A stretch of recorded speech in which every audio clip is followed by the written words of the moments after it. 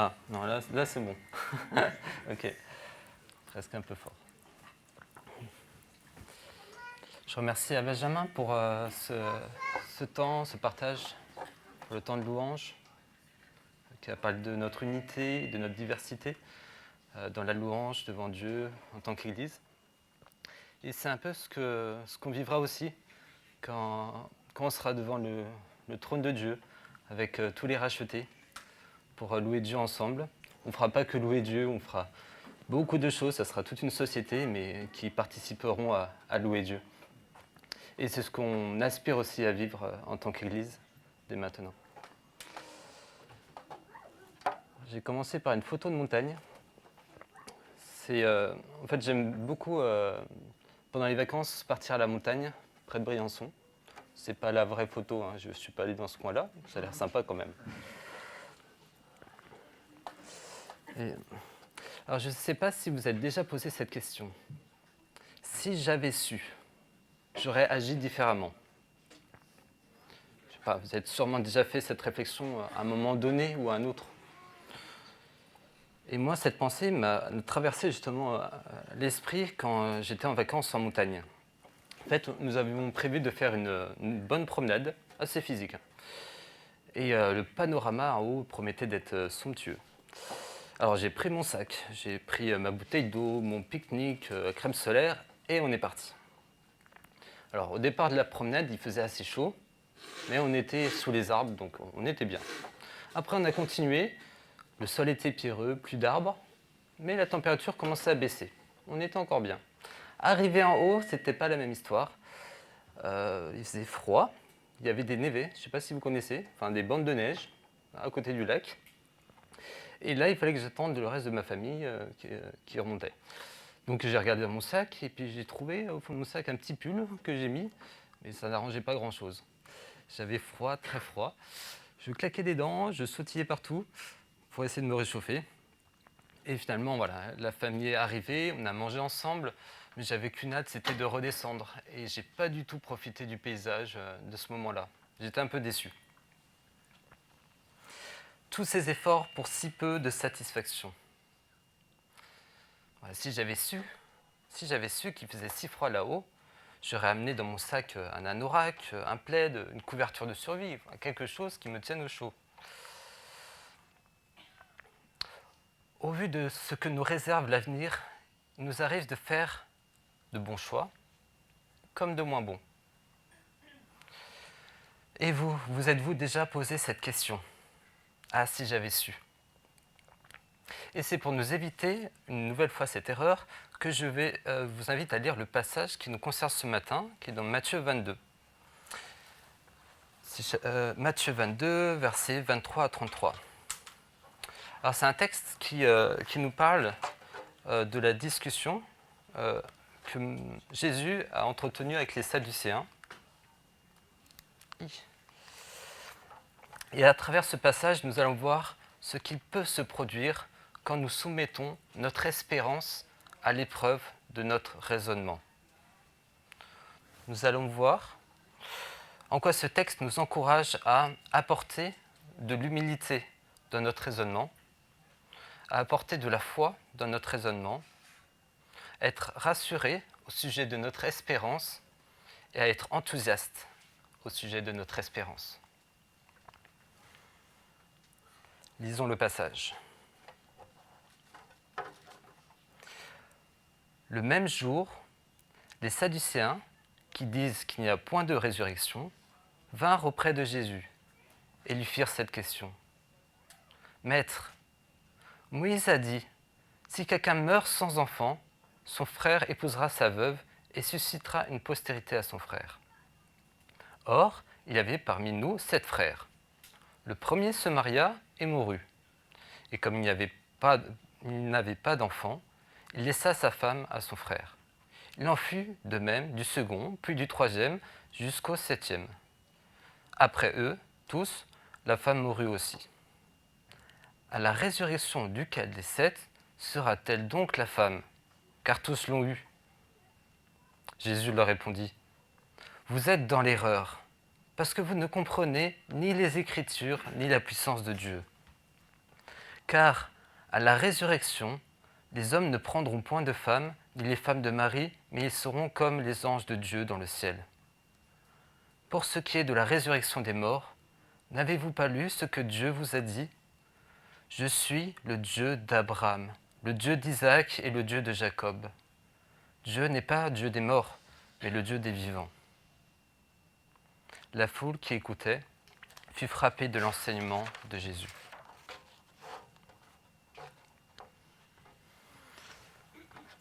Alors nous abordons ici la deuxième interaction qui nous est rapportée de Jésus avec ses détracteurs. En fait, ce sont des personnes qui venaient à Jésus pour lui poser des questions dans le but de pouvoir ensuite l'accuser sur les paroles qu'aurait prononcées Jésus et le faire mourir. La semaine dernière, Francis nous avait rapporté un piège tendu par les pharisiens et les hérodiens à Jésus, et il concernait l'impôt dû à César. Le piège, il se situait dans la nature du royaume de Dieu attendu.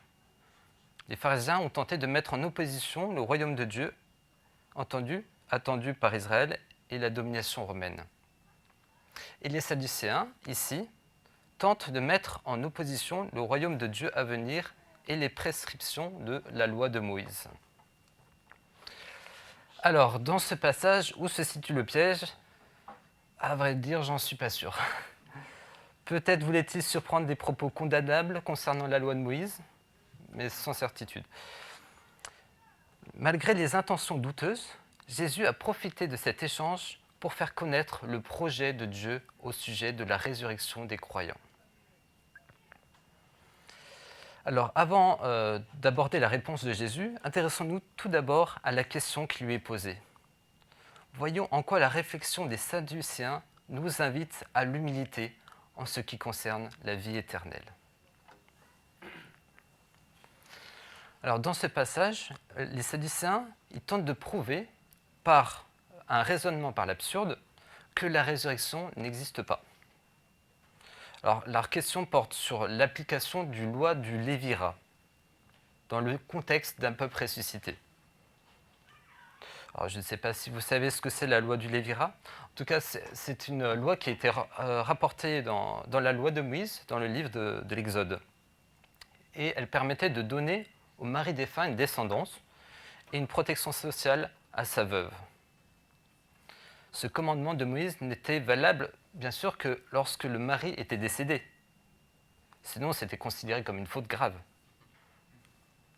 L'argument des Sadducéens est la suivante. Si la résurrection existe, alors les maris successifs de cette veuve se trouveraient dans une situation impossible. À cause de la résurrection, leur obéissance à la loi de Moïse devient une désobéissance grave à cette même loi. Alors, je ne sais pas si vous avez suivi le raisonnement. Moi, pas tout à fait. Pour tout vous dire, je ne suis pas sûr d'avoir tout compris. En tout cas, si quelqu'un aujourd'hui venait à moi avec cet argument pour prouver que la résurrection, la vie après la mort, n'existe pas, je risquerais de regarder un peu bizarrement. La loi du Lévirat est obsolète de nos jours. Je pense que cette expérience doit nous conduire à l'humilité. Des multiples questions peuvent nous traverser l'esprit en lisant la Bible. Peut-être il y a plusieurs questions que vous souhaiteriez poser à Dieu. Des questions qui restent pour vous sans réponse. Vous avez le droit de vous poser des questions. D'ailleurs, il y a bien un homme dans la Bible qui s'est posé beaucoup de questions. Et il y avait de quoi. C'était une personne vraiment bonne, qui craignait Dieu. Il était riche, il avait une grande famille, et en une journée, il a tout perdu. Et ses enfants sont morts. Et face à cette tragédie, sa réaction a été de dire « Le Seigneur a donné, le Seigneur a repris, que le nom du Seigneur soit béni. » Puis sa santé s'est fortement dégradée. Et dans la plus grande partie du livre, on le voit chercher des réponses à ces pourquoi. Pourquoi cette souffrance m'a-t-elle atteint ? C'était au point qu'il désirait la mort, mais il ne put la trouver. Comme compagnie, il avait des soi-disant amis qui ne faisaient que de l'accabler davantage. Mais un jour, coup de théâtre, Dieu intervient et lui répond. C'est dans Job au chapitre 41 et 42. Et je vais vous lire quelques extraits. Du sein de la tempête, l'Éternel répondit à Job. Qui donc obscurcit mes desseins par des discours sans connaissance? Mets ta ceinture comme un brave. Je vais te poser des questions et tu m'enseigneras. Où étais-tu quand je posais les fondations du monde? Déclare-le, puisque ta science est si profonde. Qui en a fixé les mesures? Le sais-tu? Qui en posa la pierre principale d'angle, quand les étoiles du matin éclataient, unanimes, dans des chants d'allégresse, et que tous les anges de Dieu poussaient des cris de joie? Dis-le si tu sais tout cela. Job répondit alors à l'Éternel. Je suis trop peu de choses, que te répliquerai-je? Je mets donc la main sur la bouche. J'ai parlé une fois, je ne répondrai plus. J'ai même insisté une deuxième fois, je n'ajouterai rien. Je sais que tu peux tout et que rien ne peut faire obstacle à tes projets. Qui ose, disais-tu, obscurcir mes desseins par des discours sans connaissance?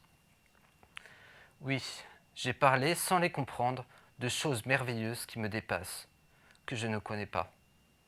Jusqu'à présent, j'avais seulement entendu parler de toi, mais maintenant, mes yeux t'ont vu. Aussi, je me condamne, je regrette mon attitude en m'humiliant sur la poussière et sur la cendre. C'est comme une étrange discussion qui nous est rapportée là. Enfin, humainement, il nous paraît légitime que Job obtienne des réponses.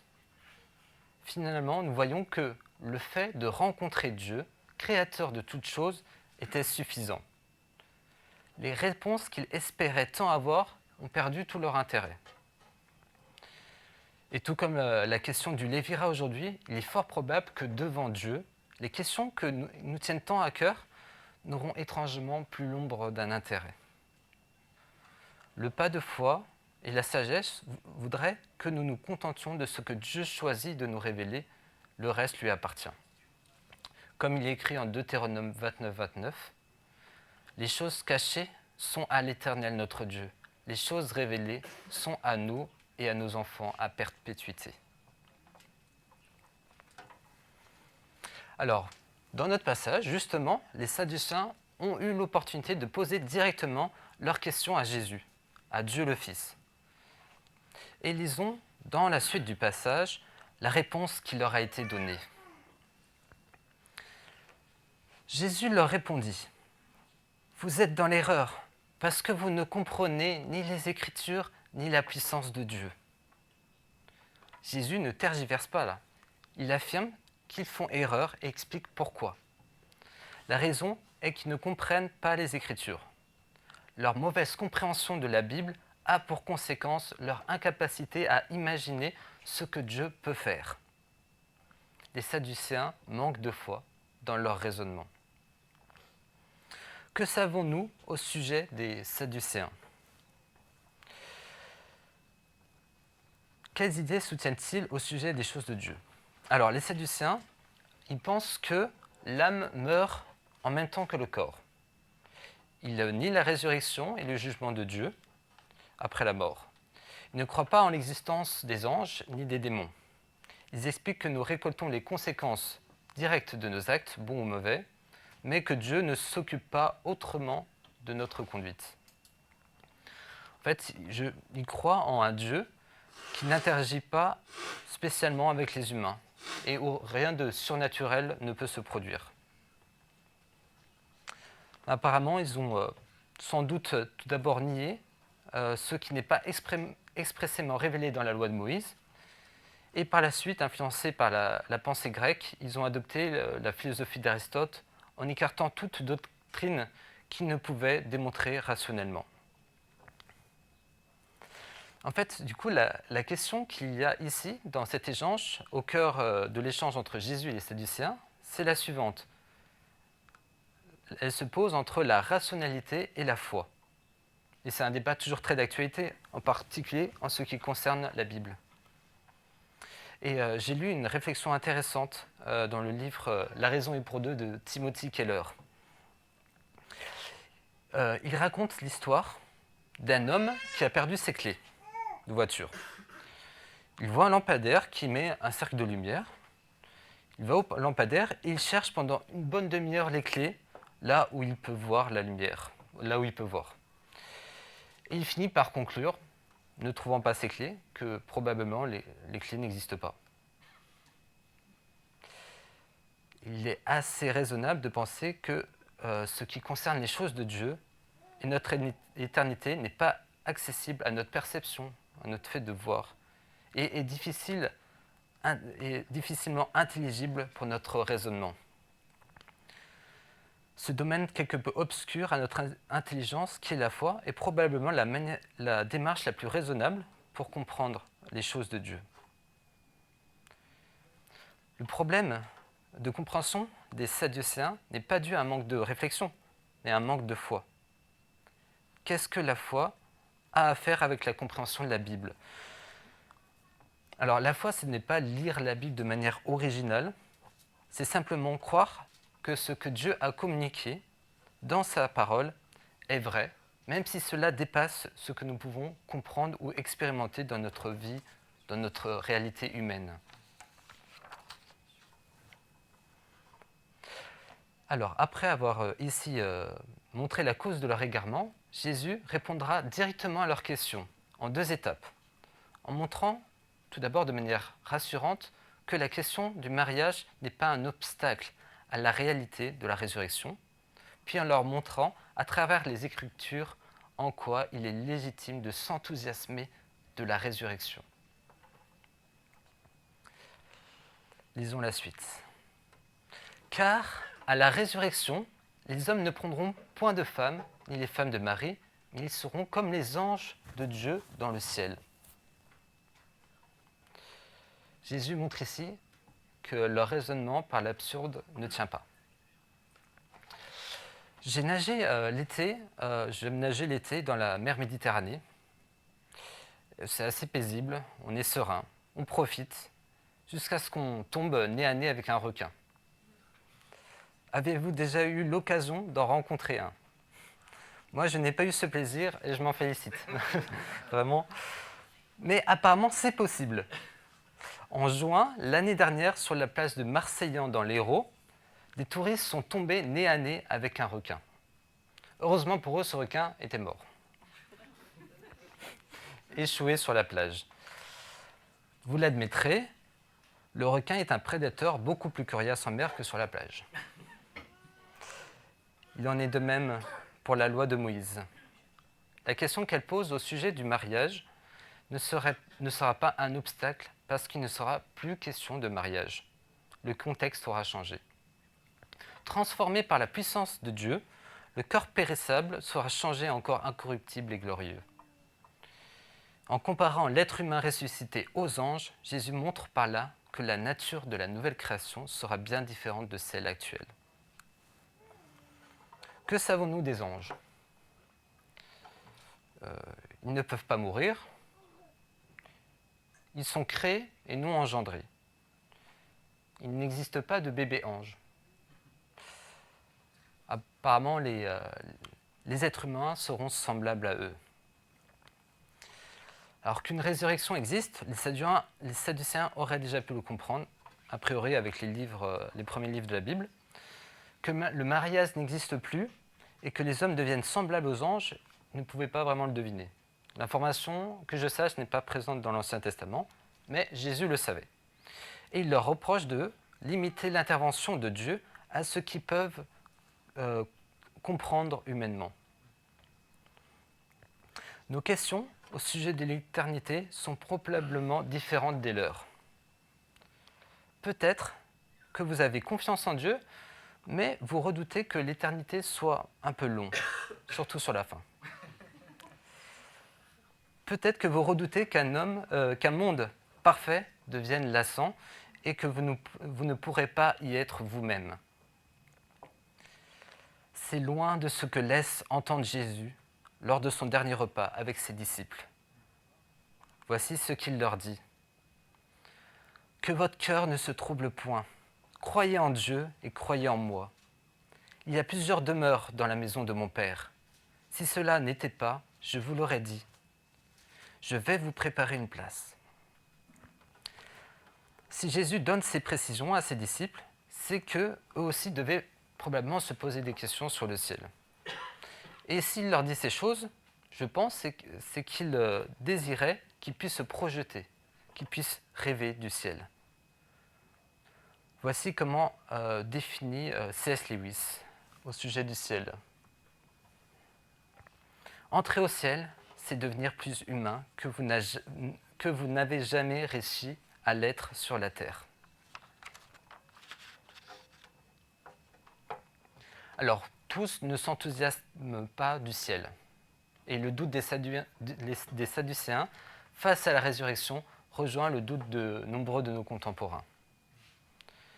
Et Jésus justifiera la réalité de la résurrection par un argument tiré de la Bible. Mais pour nos contemporains, il existe aussi un argument qui m'a paru intéressant et qui repose sur leur propre expérience de la vie. Je les entends souvent dire qu'ils sont indifférents à la question de la vie après la mort. Et pour quelle raison ? Parce qu'ils ne connaissent personne qui ne soit revenu de la mort pour leur raconter ce qu'il a vu. Et ne pensant pouvoir avoir de certitude sur le sujet, ils préfèrent se concentrer uniquement sur la vie présente.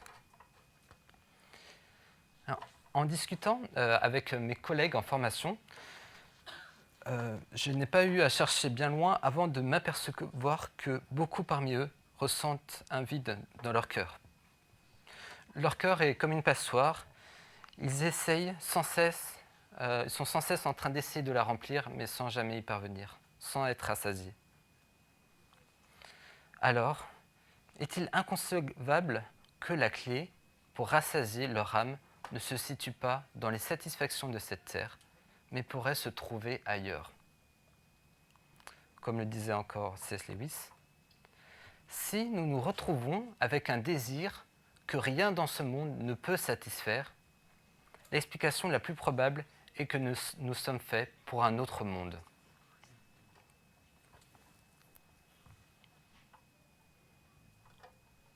Alors j'aimerais, dans la dernière partie, entrevoir avec vous quel est cet autre monde auquel Jésus nous appelle à nous enthousiasmer. Je fais une petite pause.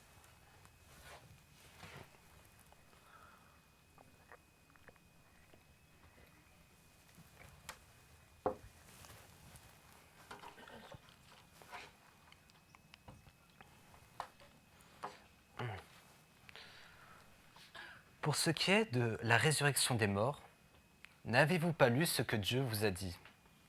Je suis le Dieu d'Abraham, le Dieu d'Isaac et le Dieu de Jacob. Dieu n'est pas Dieu des morts, mais des vivants. Alors, Jésus cite ici un passage qui se trouve dans le livre de l'Exode. Dans ce passage, Moïse entend l'Éternel l'appeler du sein d'un buisson ardent. Et se présentant ainsi, « Je suis le Dieu de ton père, le Dieu d'Abraham, le Dieu d'Isaac et le Dieu de Jacob. » Alors, concrètement, du temps de Moïse, Abraham, Isaac et Jacob étaient morts depuis longtemps. Par la manière dont Dieu se présente à Moïse, il laisse entendre que pour lui, tous sont vivants. C'est ce que précise le même passage présenté dans l'évangile de Luc. Alors, il y a des débats sur ce passage, sur comment comprendre cette argumentation de Jésus. Une des interprétations me paraît plus plausible, mais vous avez le droit de douter de mes explications. Mais je suis sûr que vous tomberez d'accord sur la conclusion que j'en tire. De manière actuelle, nous aurions tendance à traduire la présentation ainsi. La présentation de « Je suis le Dieu d'Abraham, d'Isaac et de Jacob » comme « Je suis le Dieu que ces trois personnes jadis ont connu. » Autrement dit, si vous avez entendu parler de moi, c'est probablement par leur intermédiaire. Seulement, Dieu ne se réclame pas leur Dieu. Je me suis perdu. Seulement, Dieu ne se réclame pas leur Dieu simplement parce qu'il se serait présenté à ces trois personnes. En fait, il se réclame leur Dieu parce qu'il a fait alliance avec eux. Et cette alliance consiste dans le fait que Dieu leur promet une descendance nombreuse et que toutes les familles de la terre seront bénies à travers eux. Dieu se forme un peuple constitué d'êtres humains en relation avec lui. C'était le projet initial de Dieu dans le Jardin d'Éden. Le projet de créer, par l'intermédiaire d'Adam et Ève, une humanité en relation avec lui. Une humanité qui vivra éternellement dans sa présence. Alors, si Dieu se réclame le Dieu d'Abraham, d'Isaac et de Jacob, s'il se réclame leur Dieu, ce n'est pas simplement pour une centaine d'années jusqu'à ce que la mort les sépare. Ou alors, à la fin des temps, Dieu serait le Dieu de personne. Comme l'a commenté Calvin, de même que nul homme ne peut être père sans avoir d'enfant, ni roi sans avoir de sujet, de même, à strictement parler, le Seigneur ne peut être appelé le Dieu que des vivants.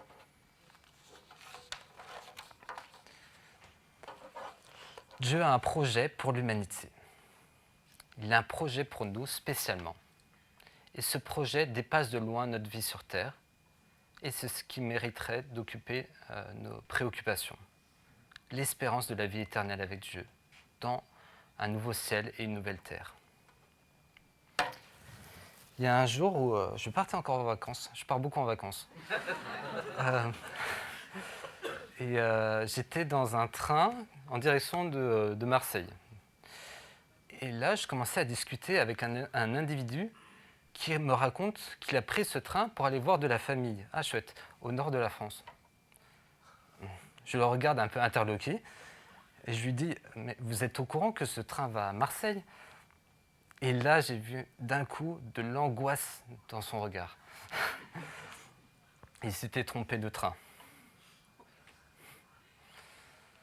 Mais si vous ne portez pas un intérêt particulier pour la réalité de cette vie éternelle future, je pourrais avoir envers vous le même regard interloqué que pour ce voyageur. Je me demanderais si vous n'êtes pas trompé de train. Paul, dans 1 Corinthiens, chapitre 15, nous explique en quoi la foi n'a aucun sens si elle n'a pas en vue la réalité de la résurrection. Si l'on prêche que Christ est ressuscité des morts, comment quelques-uns parmi vous disent-ils qu'il n'y a point de résurrection ? S'il n'y a point de résurrection des morts, Christ non plus n'est pas ressuscité. Et si Christ n'est pas ressuscité, votre foi est vaine. Vous êtes encore dans vos péchés. Mais maintenant, Christ est ressuscité des morts. Il est les prémices de ceux qui sont morts. Car puisque la mort est venue par un homme, c'est aussi par un homme qu'est venue la résurrection des morts. Et comme tous meurent en Adam, de même aussi, tous revivront en Christ. Dieu a un projet que même la mort ne peut entraver. Et nous avons à saisir cette réalité. La résurrection de Christ est la certitude de notre résurrection future. L'année dernière, j'étais à l'hôpital pour une péritonite. J'étais allongé sur mon lit d'hôpital. J'avais des difficultés à me mouvoir, j'avais du mal à manger de manière conséquente. Et à un moment donné, j'ai pris le temps de regarder par la fenêtre. Et en fait, j'enviais ceux qui, dehors, pouvaient marcher, se promener. Ceux qui pouvaient, sur un coup de tête, se dire « Allez, on va se faire un resto et discuter de banalités avec un ami. » En fait, j'aspirais tout simplement à vivre. Qu'est-ce qui me maintient en vie ? L'eau, la nourriture, les fonctions vitales de mon organisme ? Ou alors est-ce dans un registre plus émotionnel, les relations avec mes semblables ? Plusieurs fois, j'ai fait des attaques de panique avec sensation de mort imminente. Je ne pouvais plus respirer et mon cerveau semblait glisser perdre contact avec la vie. Après les 2 premières fois où cela s'est produit, j'avais une idée assez précise de quand dans la journée cela allait se produire. Et l'angoisse, c'était que je ne savais pas que je ne pouvais pas vraiment mourir de ces attaques de panique. J'essayais de me rattacher à ce qui pourrait être le plus fiable pour me maintenir en vie. Dans ces circonstances, il peut arriver qu'on se pose des questions existentielles comme « Qu'est-ce que la vie ? Une donnée médicale ? Un principe ? Une personne ?» Jésus dit en Jean 11, 25 « Je suis la résurrection et la vie. Celui qui croit en moi vivra, quand même il serait mort. » Du coup, fort de cette conviction, me suis mis à chanter des cantiques et je tentais de parler de Dieu et de Jésus aux soignants que je rencontrais. Alors je faisais toujours des attaques de panique, mais je les appréhendais avec confiance. Relisons le passage de Jean 14. « Que votre cœur ne se trouble point. Croyez en Dieu et croyez en moi. Il y a plusieurs demeures dans la maison de mon Père. Si cela n'était pas, je vous l'aurais dit. Je vais vous préparer une place. Et lorsque je m'en serai allé et que je vous aurai préparé une place, je reviendrai et je vous prendrai avec moi, afin que là où je suis, vous y soyez aussi. Vous savez où je vais et vous en savez le chemin. » Thomas lui dit, « Seigneur, nous ne savons où tu vas. Comment pouvons-nous en savoir le chemin ?» Jésus lui dit, « Je suis le chemin, la vérité et la vie. Nul ne vient au Père que par moi. » Pour finir, je vais vous raconter l'histoire de Johnny. Johnny, c'était une jeune fille entourée d'une famille aimante, animée par ses rêves et sa soif d'aventure. Un jour, alors qu'elle faisait un séjour à la mer, elle a plongé et s'est fracturé le cou. Elle est devenue du jour au lendemain tétraplégique. Et elle entra dans un profond mélange de souffrance, de désespoir, qui ne semblait jamais se terminer. Elle se sentait coincée dans son corps et elle se sentait plus vraiment humaine. Elle se répétait souvent « La vie est plus que cela ».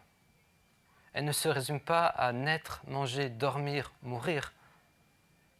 Vivre signifie plus qu'exister. Ma vie doit avoir un sens.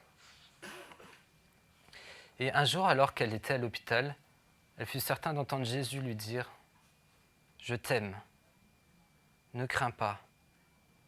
Si je t'ai aimé au point de mourir pour toi, ne penses-tu pas que mon amour est assez grand pour t'aider à traverser tout cela ?» Et après cela, elle a ressenti comme si de la pénombre qui se trouvait dans son cœur, une lumière était apparue. Désormais, pour elle, ses pensées n'avaient pas d'importance. Seule celle de Dieu comptait. Puis elle se mit à regarder ses jambes paralysées et répétait « Les choses invisibles sont momentanées.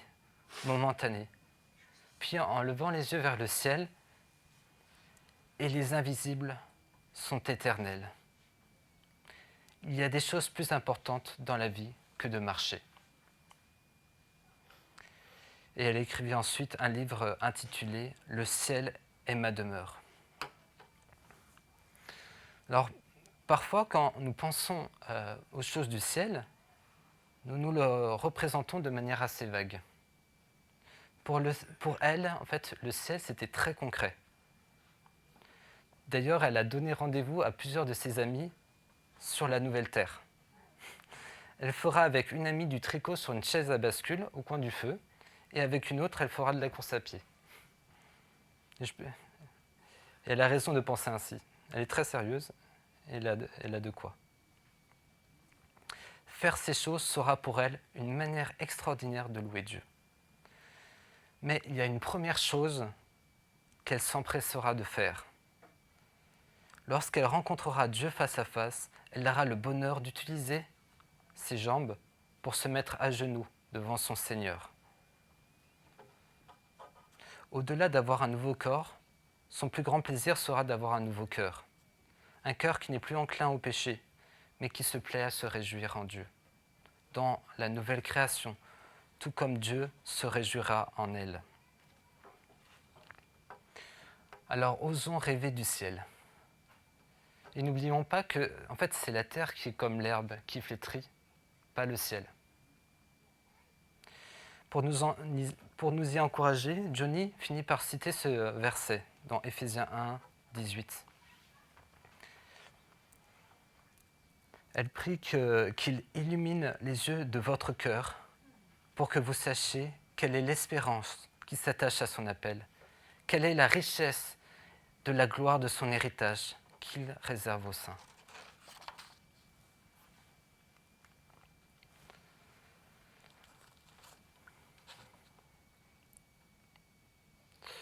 Pour conclure, je repense ce que j'avais dit en introduction. Si j'avais su.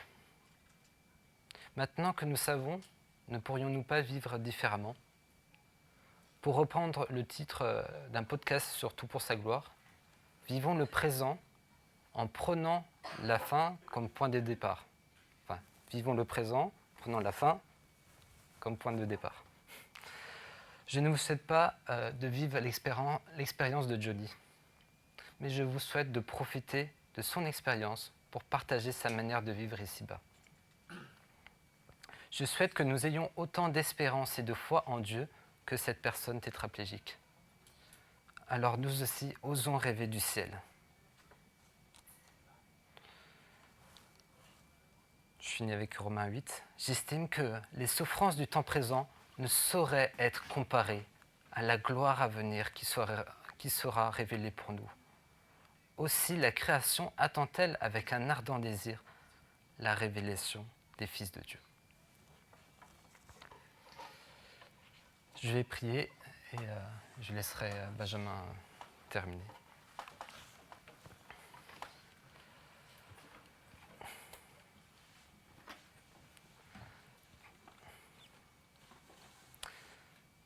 Seigneur Dieu, on veut te remercier pour ton amour pour nous, pour ton projet, que tu as désiré envoyer ce qui t'était le plus cher, ton propre Fils. Tu l'as envoyé à la croix, porter nos péchés, pour nous donner cette bouée de sauvetage, ce secours qu'on avait besoin. En nous confiant en toi, nous puissions avoir la vie éternelle. Seigneur, donne-nous de vivre cette vie en vue de la vie éternelle future.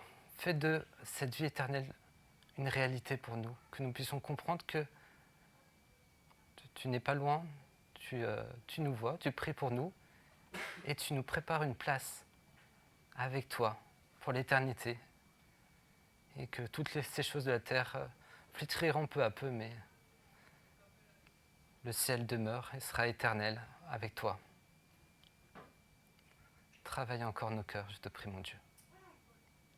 Amen.